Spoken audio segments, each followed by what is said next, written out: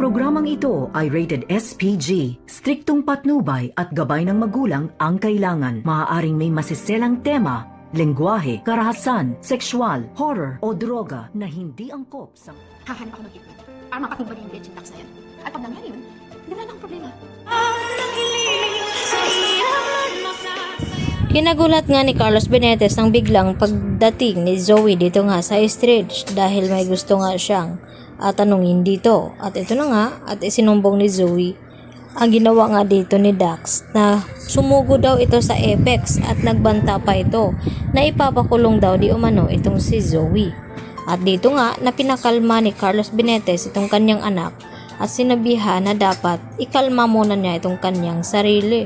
Baka ito pa ang maglalagay sa kanya sa alanganin. At sumagot itong si Zoe na sino ba daw ang kakalma sa ganong sitwasyon.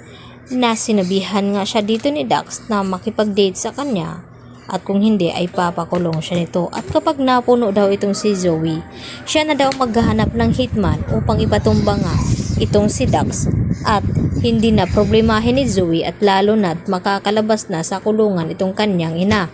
Subalit hindi nga nagustuhan ni Carlos ang suggestion dito ni Zoe dahil ayaw nga ni Carlos Benitez na magiging kriminal daw ang kanyang anak.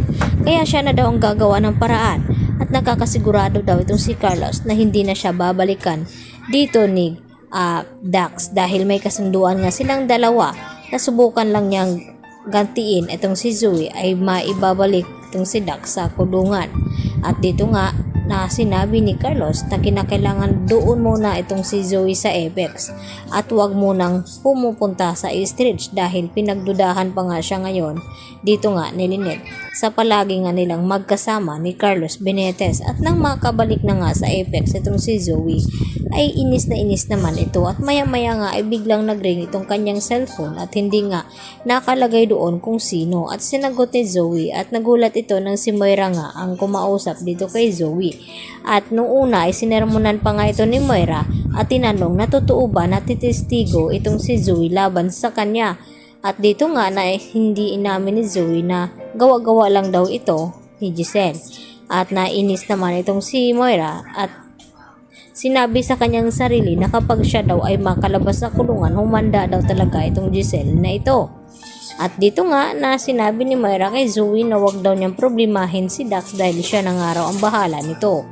At maya nga panay ang balik ni Moira dito nga sa CR kung saan ay itatanong niya dito kay Nina kung nagtagumpay na ba ang tauhan nito na ipapatumba nga itong si Dax. At dito nga na sinabi ni Ninang na mahihirapan nga itong kanyang tauhan dahil may kinakatagpot kinakausap pa itong si Dax na mag-ina. At ang tinutukoy nga ni Moira na baka itong si Lynette at itong si Annalyn. At pinapatanong ni Moira kung ano daw itsura nito. At dito naman nairita itong si Ninang na kailangan pa ba daw niyang gawin iyon na wala na daw siyang pakialam. Ang mahalaga ay maitumba sa araw na iyon itong kanyang star witness. Subalit hindi nga nagtagumpay dahil agad nakaalarma itong si Annalyn na baka may mangyaring masama dito kay Dax. Kaya kinakailangan daw nilang agad makaalis doon. At nalaman din ngayon sa balita ang nangyari at dito nga na sinabi ni Justin nakita ang lalaki iyon na ito din ang pinagsabihan ni Zoe na ipapatumba sa parking area at nagtatalo ang mga ito. At dito nga na sinabi ni Justin dito kay RJ na baka itong si Zoe ang nag-utos na ipatumba itong star witness ng kanyang mami dahil sa di umano narinig di umano ni Giselle ni Justin sa parking area na nagtatalo ang dalawa. At dito pinapaamin ni RJ itong si Zoe na kung siya ba ang nag-utos sa taong iyon upang ipaligpit itong si Dax. At hindi naman ito inamin ni Zoe dahil hindi daw niya ito gawain na magiging kriminal at hindi daw siya kasabwat ng kanyang ina.